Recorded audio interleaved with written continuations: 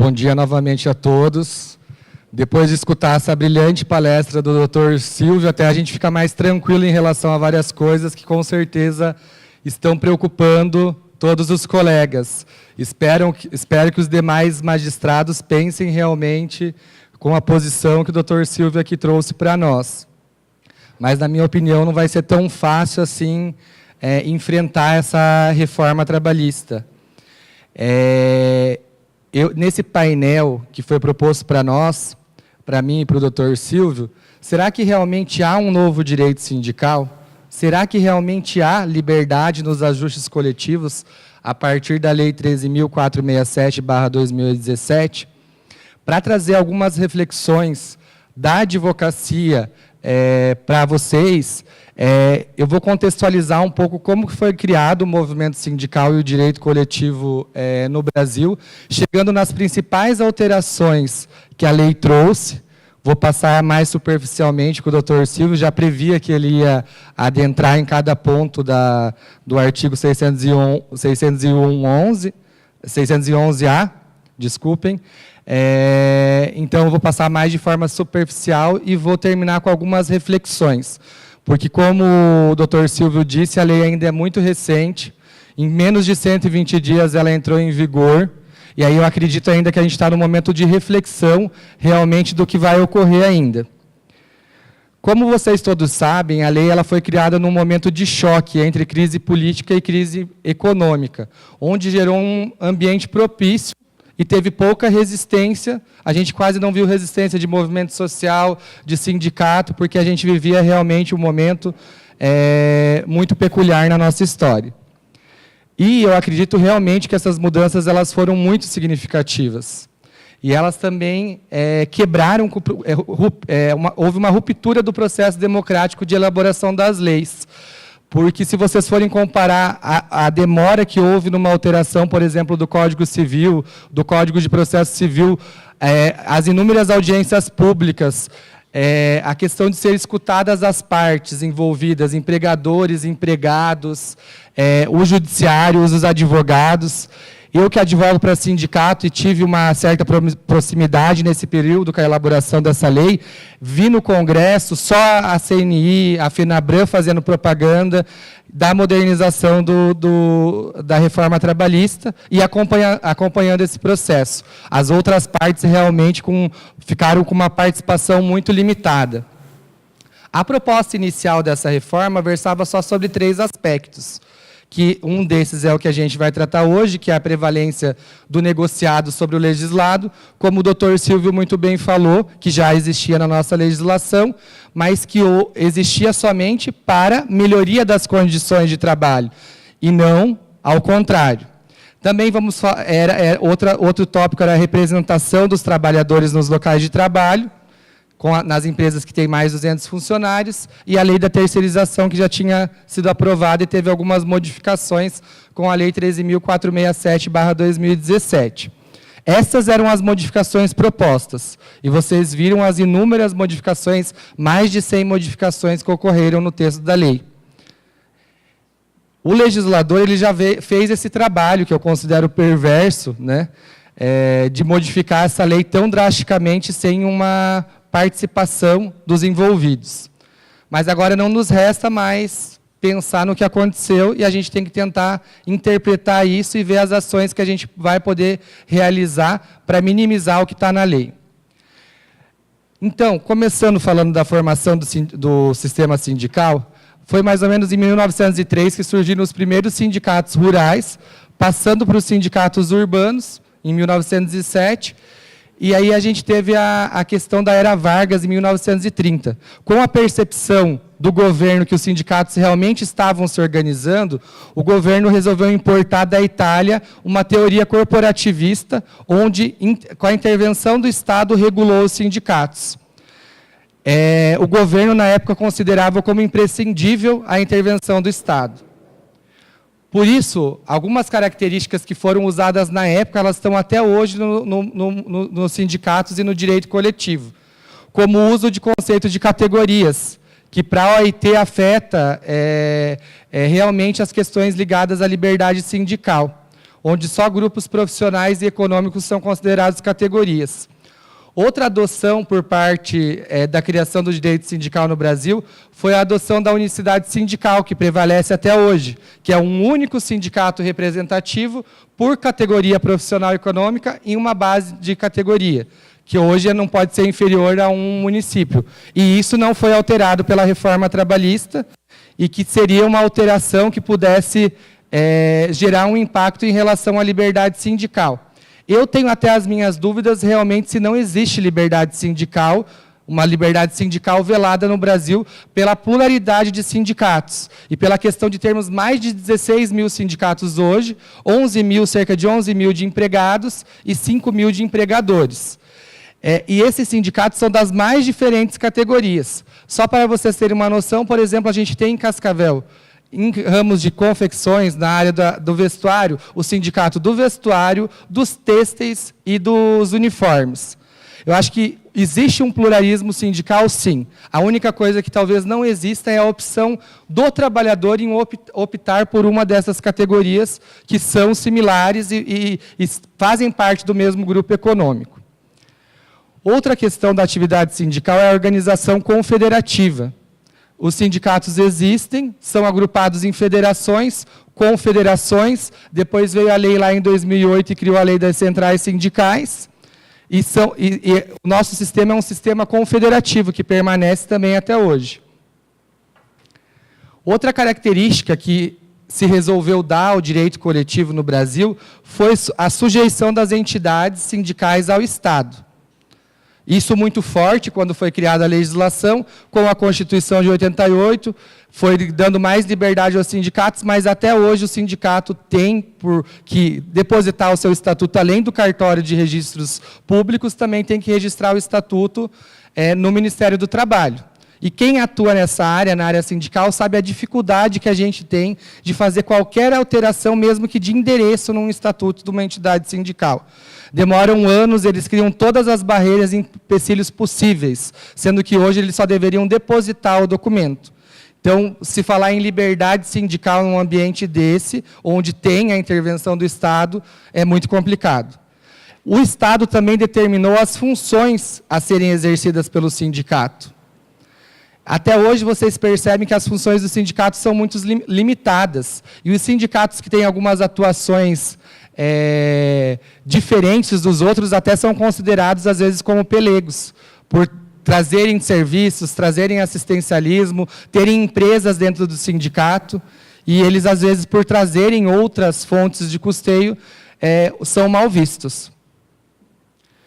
Outra grande característica que, para a Convenção 87 da OIT, não poderia existir, é o imposto sindical obrigatório, que depois passou a ser contribuição obrigatória sindical e que foi extinto agora com a reforma, e que a gente já vai tratar logo a seguir sobre isso. Em especial, o que o governo buscava era a supressão das greves naqueles momentos. Eles queriam organizar os trabalhadores e os empregadores para diminuir os conflitos sociais.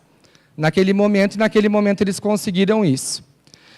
Sobre as formas de custeio das entidades sindicais, que eu tinha acabado de falar que mudou agora com a Lei 13.467, e houve o fim da contribuição sindical obrigatória. Ou seja, antes todo trabalhador tinha que destinar um dia do seu trabalho, todo ano, obrigatoriamente. 60% desse valor ia para os sindicatos, 15% para a federação, 5% para a confederação, 10% para as centrais sindicais, a partir de 2008, e 10% para o Ministério do Trabalho e Emprego.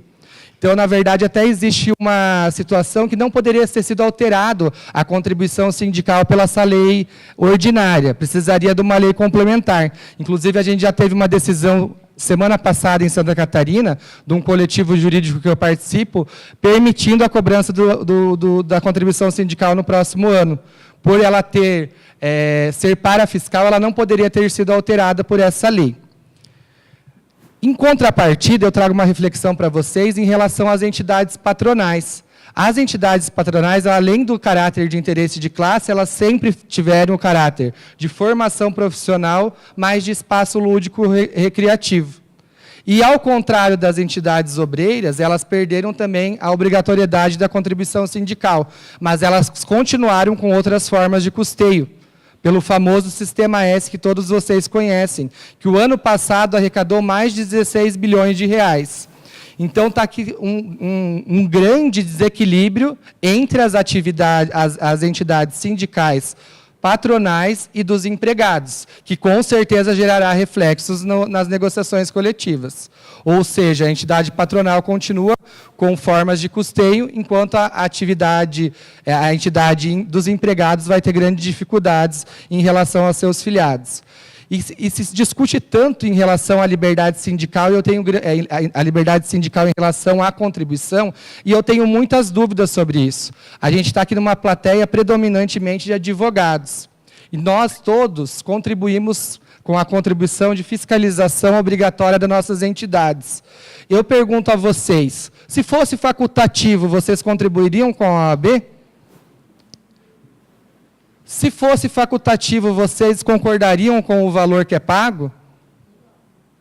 E se não fosse obrigatório, a gente teria essa estrutura aqui hoje, de poder sediar esse evento? Vocês que são de Cascavel sabem a estrutura e como é bem administrada a OAB Paraná, com essa sede, com o nosso centro de convivência, com todos os cursos que a gente tenta trazer de maneira gratuita ou por preços módicos, com advogados que trabalham pela classe, com plantão 24 horas de prerrogativa. Será que se a gente não tivesse sistema de custeio ia ser possível? Então, até eu levo uma reflexão a respeito dessa convenção da OIT, que eu respeito muito, mas que a gente não pode esquecer que a OIT é a única entidade tripartite no mundo, formada por representantes de empregado, empregadores e pelo governo. Então, quando foi feita essa convenção, poderia ser que pudesse se pensar que isso é liberdade sindical, mas para a nossa realidade eu acredito que ela não seja adequada. Para vocês terem uma ideia, no Brasil, até o advento da lei no dia 10 de dezembro, mesmo tendo a contribuição sindical obrigatória, apenas 19% dos trabalhadores eram filiados. Nos países signatários da Convenção 87, onde o trabalhador tem a possibilidade de se filiar em qualquer sindicato, a taxa de sindicalização é apenas de 6% a 7%. Então, isso não vai resolver os nossos problemas, tirar a forma de custeio das entidades sindicais. Então, é mais uma maneira de enfraquecer, sim, o sindicato, porque não se falou em momento nenhum em tirar a forma de custeio das entidades patronais. E isso vai, sim, afetar as negociações coletivas. A OIT ainda lá atrás o conceito do que é uma negociação coletiva, né, que pode ser em qualquer parte, número de empregadores ou número de representantes de empregadores, com o intuito de fixar as condições de emprego, né? E qual que é a finalidade desse momento da atividade sindical, nesse momento de fixar isso para os trabalhadores? É a de proteção aos direitos dos trabalhadores que ele representa. O sindicato, tanto dos trabalhadores quanto dos empregadores, ele tem que ser protetivo, porque ele é parte nesse processo. E qual que é a finalidade da contratação coletiva? Que está lá, inclusive, previsto na nossa Constituição Federal, no seu artigo 7º. Estabelecer direitos que visem a melhoria da condição social do trabalhador, não ao contrário. Então, temos que levar isso em consideração. Até porque a lei ela estabelece parâmetros mínimos para a maioria da população. A gente não está falando aqui de super salários, de pessoas que ganham salários absurdos. A gente está falando de pessoas que ganham o mínimo, que nem existencial é. Então, as supressões de direitos previstas, elas têm que ser exceção. A gente não está falando que a gente não vai entender um caso específico, que esse caso não possa ser negociado, mas ele tem que ser exceção. Ele não pode ser a regra. Então, o negociado ele jamais pode servir para rebaixar os mínimos legais. Ao contrário, ele tem que ser elemento de propulsão para conquistas de novos direitos, né? Entre as alterações principais que eu observei na legislação ao que se refere ao direito coletivo, e que foram realmente alterados, porque precisava ter sido estudado e feito uma reforma, realmente uma reforma sindical, que com certeza a gente tem problemas nas entidades sindicais, mas não é somente pelo modelo. Então, a gente não pode punir todo um sistema, porque realmente existem pessoas que andam fora dele. A primeira alteração que eu observei do direito coletivo foi em relação à criação das comissões de representantes de empregado. E ela fere, sim, os sindicatos e tem atitudes antissindicais porque ela deixa o sindicato de fora. Ninguém é contra a criação de comissões de representantes dentro das empresas, desde que haja a participação do sindicato. E está lá no artigo 510, em uma das alíneas, que os sindicatos eles têm que ficar fora dessa criação das comissões de representantes de empregado. E a OIT já tem convenção sobre isso, onde fala que o sindicato tem que participar.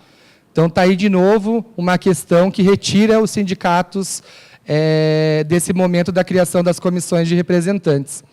Ainda lá, como bem o doutor Silvio trouxe, o 611-A traz tudo o que pode ser negociado. Realmente, ele elenca ali.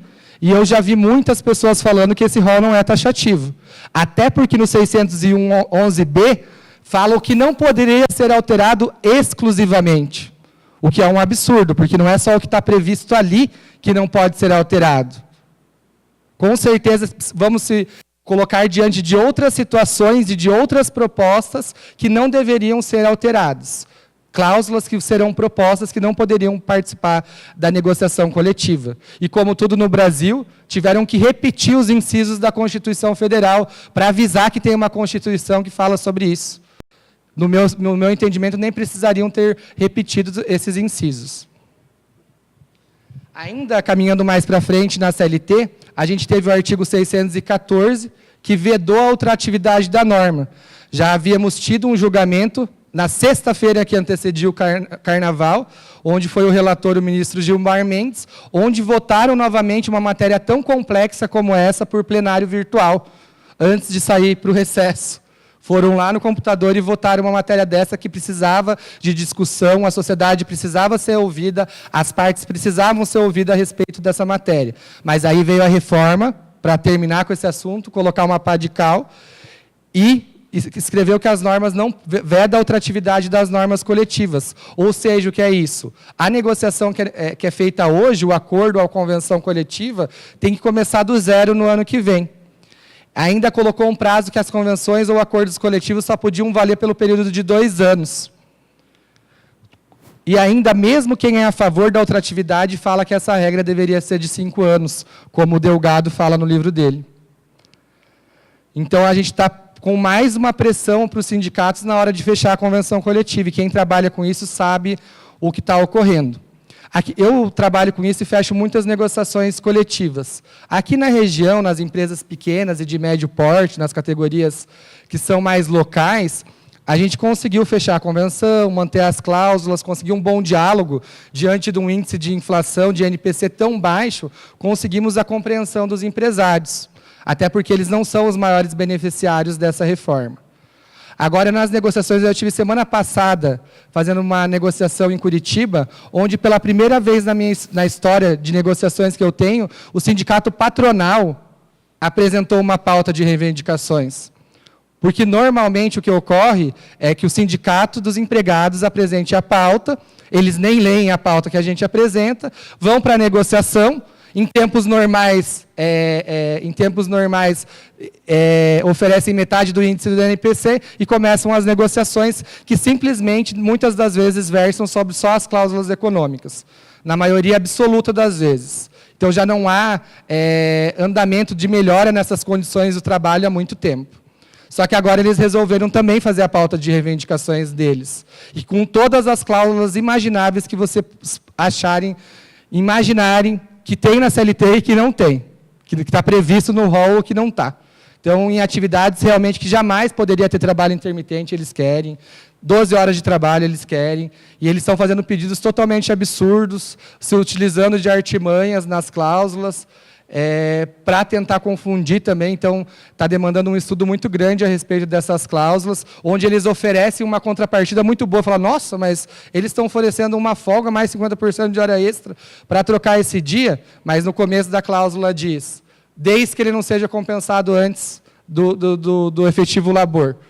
Então, a gente tem que estar tendo bastante dificuldades, principalmente nessas categorias que são, tem empresários de empresas multinacionais e grandes empresários, que já estão querendo aplicar a reforma e ir além da reforma. Caminhando na CLT ainda, a gente tem o artigo 620, que pela primeira vez tira a hierarquia das normas, já que estabelece que as condições estabelecidas no acordo coletivo sempre prevalecerão sobre a convenção coletiva. Então, quebra a regra da lógica da norma mais favorável ao trabalhador, o que antes não acontecia. A gente fechava um acordo coletivo separado da convenção para as empresas que queriam trazer melhoras ou algo a mais nos acordos coletivos, né? E no judiciário isso às vezes acabava sendo revertido por ter uma norma mais favorável na convenção coletiva. Então o artigo 620 veio aí para sepultar as decisões do judiciário. Ainda há outras alterações de direito individual e processual que prejudicam o direito coletivo e o direito sindical e as negociações coletivas, já que houve também um rompimento da questão do acesso à justiça. Como para o trabalhador ele também tem risco de custas de honorários sucumbenciais, as entidades sindicais também têm. Talvez o único remédio possível seja as ações civis públicas, mas elas não cabem para todas as situações. Então, diante desse cenário, eu trago algumas reflexões para a advocacia. A gente vai ter grandes desafios, e o maior deles é um desafio hermenêutico. A gente vai ter que esquecer os manuais. A hora de buscar ferramentas, vai ter que ser de buscar ferramentas mais complexas, que articulam vários ramos do direito. A gente vai ter que ter o famoso diálogo das fontes.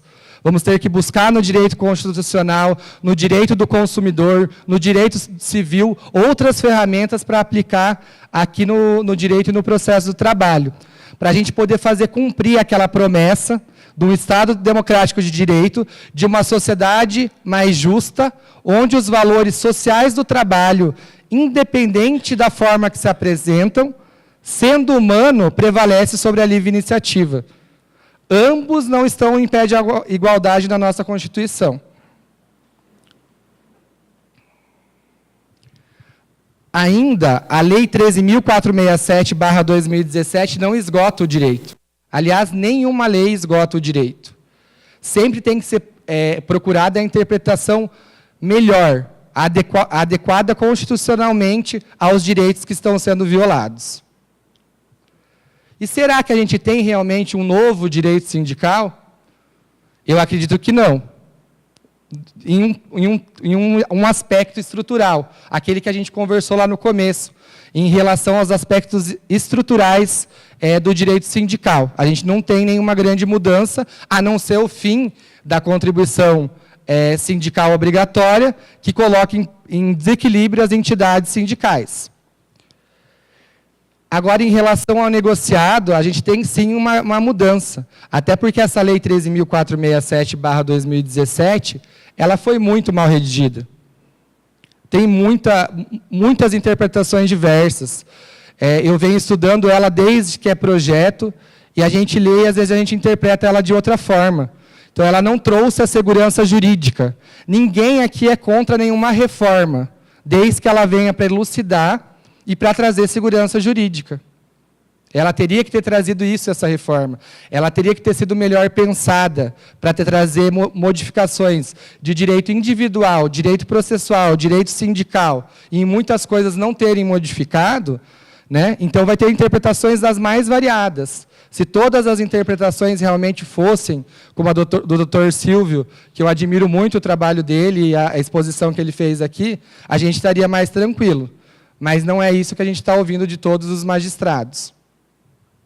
E o receio grande que eu tenho, que isso seja apenas uma porta de entrada para grandes outras modificações.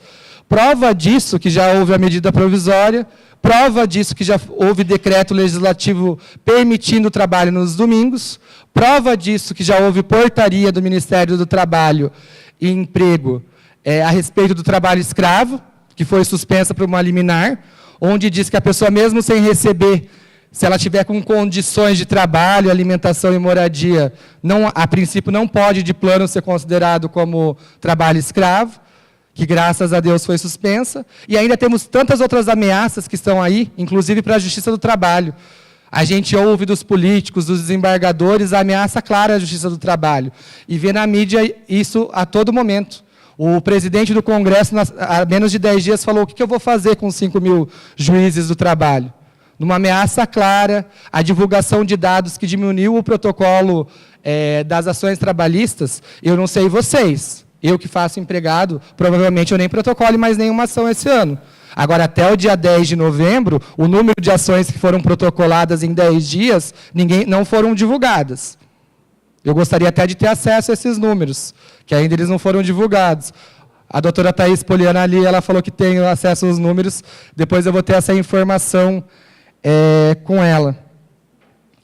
E eu queria terminar lendo um texto de Bertold Brecht, como reflexão, eu sei que a maioria de vocês já conhecem, mas primeiro levaram os negros, mas não me importei com isso, eu não era negro.